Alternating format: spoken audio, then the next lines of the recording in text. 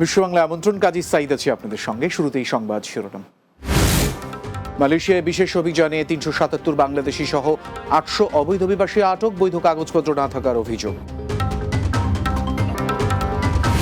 মালয়েশিয়ায় বাড়ছে বিদেশিদের ই ভিসা আবেদনের নামে প্রতারণার চক্রে জড়িত সন্দেহে এক নারী গ্রেপ্তার।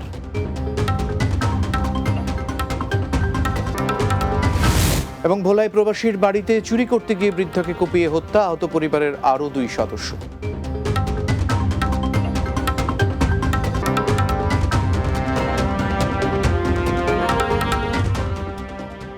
শিরোনাম শুনছিলেন, চলুন বিস্তারিত খবর। মালয়েশিয়ায় বিশেষ অভিযানে ৩৭৭ বাংলাদেশি সহ ৮০০ অবৈধ অভিবাসীকে আটক করেছে দেশটির ইমিগ্রেশন বিভাগ। মঙ্গলবার রাজধানীর কুয়ালালামপুরের বুকিত বিনতাং এলাকায় বিশেষ অভিযান চালিয়ে তাদের আটক করা হয়। ইমিগ্রেশন বিভাগের বরাত দিয়ে মালয়েশিয়া প্রতিনিধি আরিফুজ্জামান জানিয়েছেন, সন্ধ্যে 7:30 থেকে রাত 10:30 পর্যন্ত চলে অপস বেলাঞ্জা নামের এই অভিযানে মোট ২,৪৪৫ জনের যাচাই বাছাই করা হয়। এর মধ্যে ১,৬০০ জন বিদেশি ও ৮৪৫ জন স্থানীয় নাগরিক ছিলেন। এ সময় বৈধ কাগজপত্র না থাকা, ভিসার মেয়াদ উত্তীর্ণ হওয়া এবং জাল পরিচয়পত্র ব্যবহারের কারণে ৮০০ বিদেশি আটক করা হয়। এদের মধ্যে বাংলাদেশি ছাড়াও মায়ানমারের ২৩৫ জন, ভারতের ৫৮ জন, নেপালের ৭২ জন এবং ইন্দোনেশিয়ার ১৯ জন সহ অন্যান্য দেশের ৯ জন রয়েছে। মালয়েশিয়ায় বিদেশিদের ই ভিসা আবেদনের নামে প্রতারণা চালানো একটি চক্রকে আটক করেছে দেশটির ইমিগ্রেশন বিভাগ।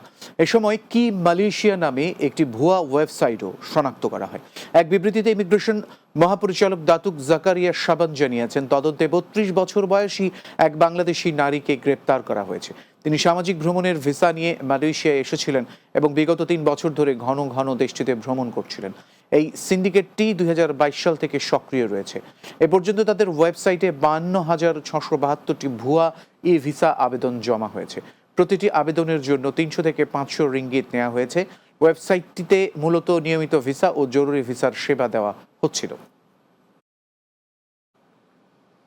ভোলার লালমোহনে প্রবাসীর বাড়িতে চুরি করতে গিয়ে এক বৃদ্ধাকে কুপিয়ে হত্যা করেছে দুর্বৃত্তরা।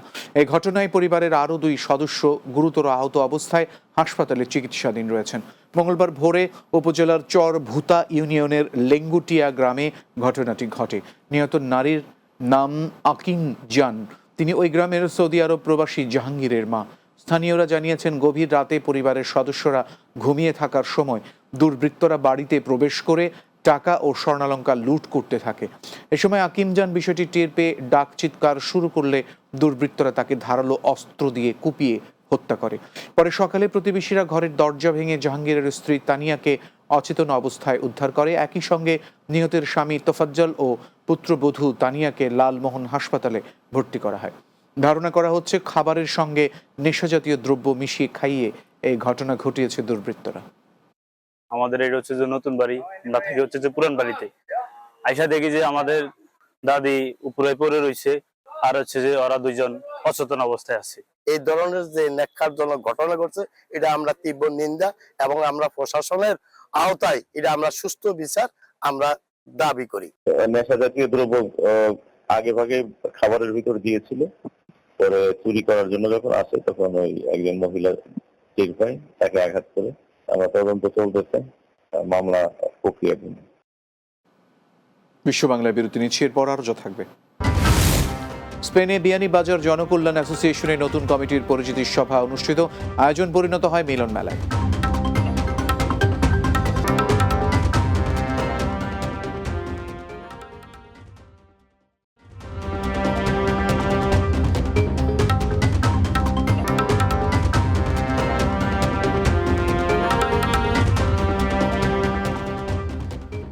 বিরতির পর বিশ্ব বাংলায় আরেকবার স্বাগত। দেশীয় খাবারের পাশাপাশি ইন্ডিয়ান ও পাকিস্তানি খাবারের সমাহার নিয়ে আমিরাতে যাত্রা শুরু করল বাংলাদেশি প্রতিষ্ঠান Al Rishad cafeteria for fast food LLC।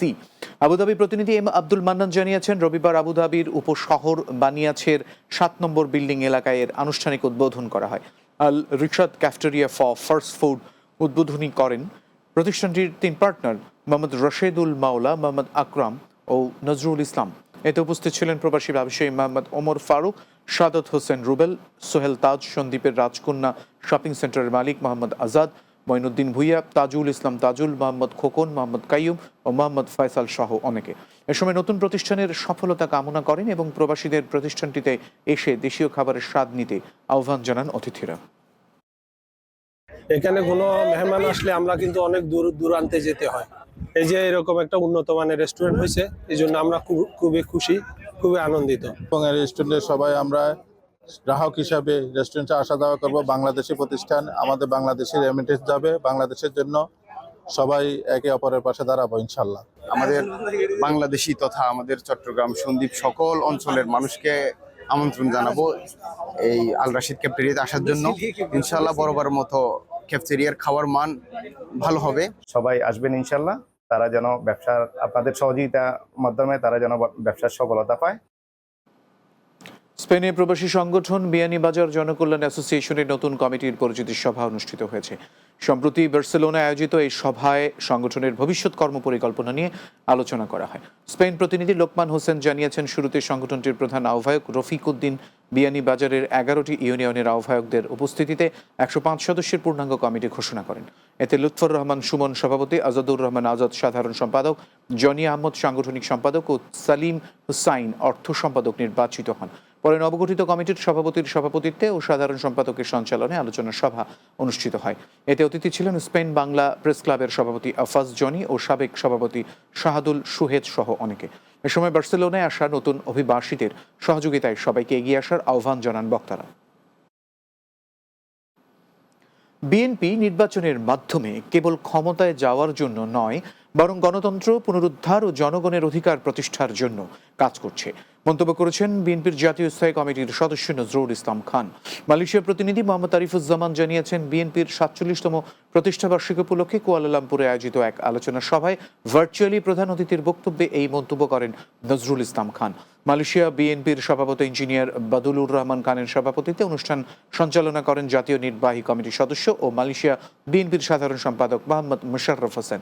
এতে বিশেষ অতিথির বক্তব্য রাখেন মালয়েশিয়া বিএনপির সিনিয়র সহ সভাপতি মাহবুব আলম শাহ, প্রতিষ্ঠাতা সাধারণ সম্পাদক ও সহ সভাপতি তালহা মাহমুদ, সহ সভাপতি শাখাওয়াত হোসেন, ডাক্তার এস.এম. রহমান তনু, সহ সাধারণ সম্পাদক এস.এম. নিপু, কাজী সালাউদ্দিন, সাংগঠনিক সম্পাদক মির্জা সালাউদ্দিন ও আব্দুল আজিজ মোল্লা। এ সময় উপস্থিত ছিলেন হাবিবুর রহমান শিশির, আমিনুল ইসলাম রতন, জসিম উদ্দিন, রহিম, রমজান আলী ও সুমন চৌধুরী সহ অনেকে।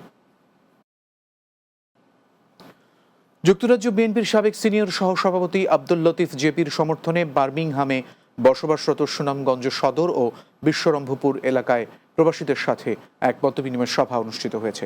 বার্মিংহাম প্রতিনিধি সেলিম উদ্দিন জানিয়েছেন, স্মল হিথের একটি হলে এই মতবিনিময় সভার আয়োজন করে ওয়েস্ট মিডল্যান্ডসে বসবাসরত সুনামগঞ্জ সদর ও বিশ্বরম্ভপুরবাসী।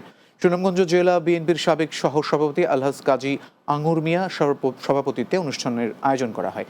সাবেক ছাত্রনেতা মোর্শেদ আহমেদ ও মনোয়ার হোসেনের পরিচালনায় অন্যান্যদের মধ্যে বক্তব্য রাখেন যুক্তরাজ্য বিএনপির সাংগঠনিক সম্পাদক এম.এ.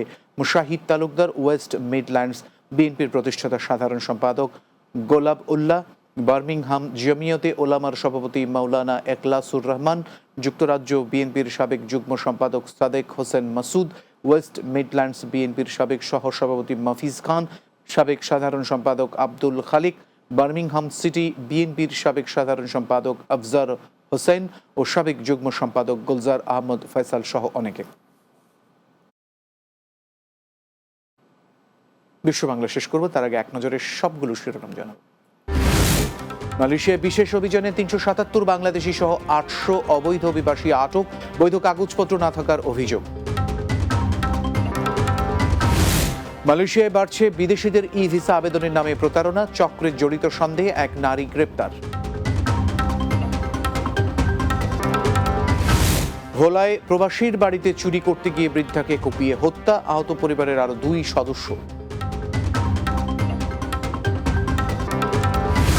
এবং স্পেনে বিয়ানীবাজার জনকল্যাণ অ্যাসোসিয়েশনের নতুন কমিটির পরিচিতি সভা অনুষ্ঠিত, আয়োজন পরিণত হয় মিলন মেলায়।